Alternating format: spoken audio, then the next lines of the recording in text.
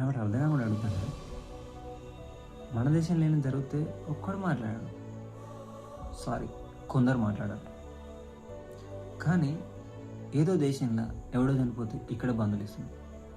అరే మన ఇండియన్ ఆర్మీలు తిడుతున్నారా ఎందుకు? ఓకే, ఆ వ్యక్తి ఏమన్నా అంత మంచోడా అని సెర్చ్ చేస్తే తెలుసుకున్నాం అనుకుంటే, అరే 9 సంవత్సరాల అమ్మాయికి పెళ్ళి అన్నట, హిజాబ్ ధరించకుంటే కఠినమైన శిక్షలట, ఎంతోమందిని క్రూరంగా చంపిండట. అండ్ ఒకవేళ ఒక అమ్మాయికి శిక్ష పడితే మరణ శిక్ష, ఆ అమ్మాయి వర్జిన్ అయితే రేప్ చేసిన తర్వాత శిక్ష అన్నట. ఇటువంటి క్రూరుని గురించా, ఇటువంటి క్రూరమైన వ్యక్తిని గురించా ఇక్కడ బంధు పిలిపించేది, మన ఇండియన్ ఆర్మీని తిట్టేది? మళ్ళా కొంచెమని ఉండాలి కదా. అరే ఎంతమంది అమాయకులు చనిపోయినారు, అక్కడ పిల్లలు చనిపోయినలు, ఎంతోమంది నిరాశ్రయులైనలు, వాళ్ళ గురించి ఎప్పుడైనా మాట్లాడారా? ఏదన్నంటే కమ్మినే ఫోటో పట్టుకొని ఓడేసలు ఎత్తాను.